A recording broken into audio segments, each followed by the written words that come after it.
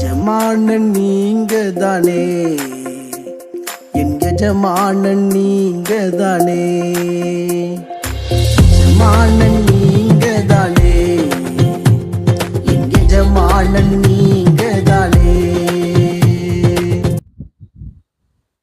ஆண்டவராகிய இயேசு கிறிஸ்துவின் நாமத்தினாலே உங்கள் அனைவருக்கும் 2323வது காலை மன்னா செய்தி மூலமாக உங்களை சந்திப்பதில் மிக மகிழ்ச்சி அடைகிறேன். தேவனாகிய கர்த்தர் இந்த இரவு முழுவதும் பாதுகாத்து அற்புதமாய் ஒரு புதிய நாளை தந்திருக்கிறார்.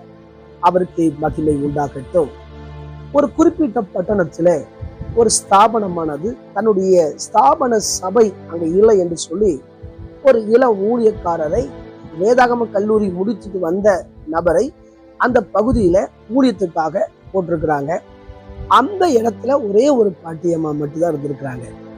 ஆனால் இவர் ஒரு நாள் இரவு முழங்கால் படியிட்டு ஜெபித்தாராம்.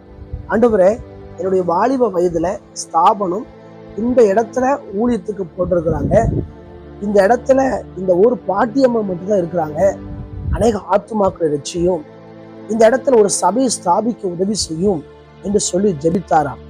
அந்த ஒரு நாள் இரவுல கர்த்தர் அவர்கிட்ட ரொம்ப பேசினாராம். அதை அவர் எழுதி வைத்துக் கொண்டு மறுபடியும் ஜெபிக்க ஆரம்பித்திருக்கிறார், ஊழியம் செய்ய ஆரம்பித்திருக்கிறார். காலங்கள் உருண்டோடின, அநேக மக்கள் ரட்சிக்கப்பட்டார்கள். அந்த பட்டணத்திலே அந்த சபை தான் முதன்மையாக திகழ்ந்து கொண்டிருக்கிறது.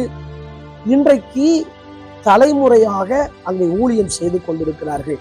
பார்த்தீர்களா, அந்த ஒரு நாள் இரவு முழங்கால் படியிட்ட ஜெபம் அந்த வாழ்க்கையே, அந்த பட்டணத்தையே மறுரூபமாக்கி விட்டது. இதை பார்த்து கொண்டிருக்கிற அன்பான கர்த்தருடைய பிள்ளைகளே, உங்கள் ஆவிக்குரிய வாழ்க்கையில முழங்கால் படியிட்டு ஜெபிக்க வேண்டும். சில நேரங்களில் சிலருக்கு பிரச்சனைகள் அதிகமானதுனால அவர்கள் முழங்கால் படியிடாமல் தளர்ந்து போயிருப்பார்கள். அவர்கள் ஒருவேளை முழங்கால் போட மன வலியினால போடாமல் இருப்பார்கள். ஆனால் வேதம் என்ன சொல்லுகிறது என்று கேட்டால், எபிரேயருக்கு எழுதின நிருபம் 12ஆம் அதிகாரம் 11, 12, 13 ஆகிய வசனங்களை வாசிக்கும் போது, எந்த சிச்சையும் தற்காலத்தில் சந்தோஷமாய் காணாமல் துக்கமாய் காணும், ஆகிலும் பிற்காலத்தில் அதில் பழகினவர்களுக்கு அது நீதியாகிய சமாதான பலனை தரும்.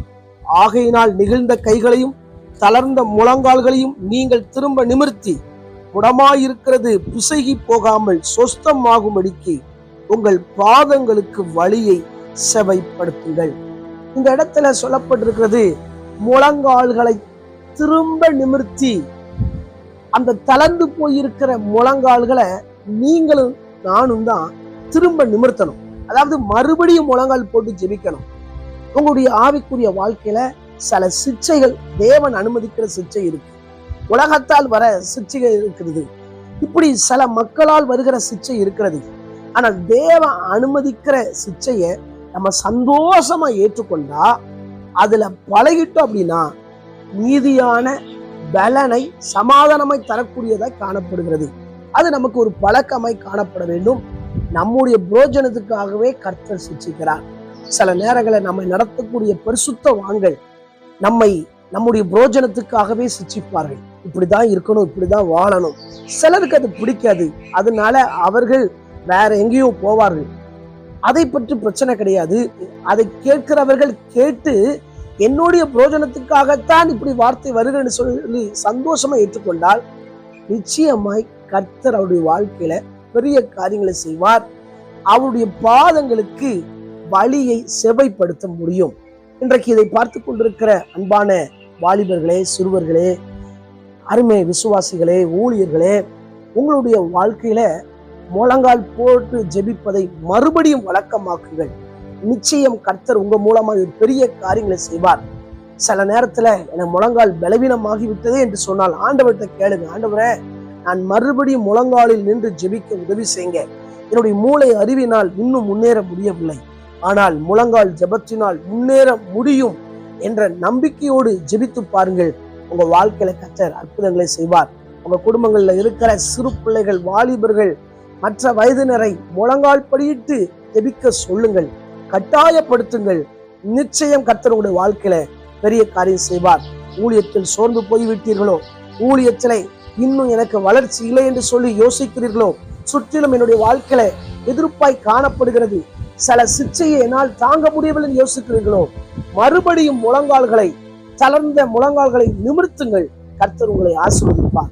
தங்களை மூடி ஜெபிக்கலாம். எங்களை நேசிக்கிற நல்ல தகப்பனே, இந்த வேலைக்காய் ஜெபிக்கிறோம். நாங்களும் மறுபடியும் எங்கள் முழங்கால்களை நிமிர்த்தி மறுபடியும் முழங்கால் படியிட்டு ஜெபிக்க கிருபை பாராட்டுவீராக. குறிப்பாக நாளை நடைபெறுகின்ற ஆராதனைகளுக்காக ஜெபிக்கிறேன். எல்லா பரிசுத்தவான்களையும் கர்த்தர் பயன்படுத்துங்க.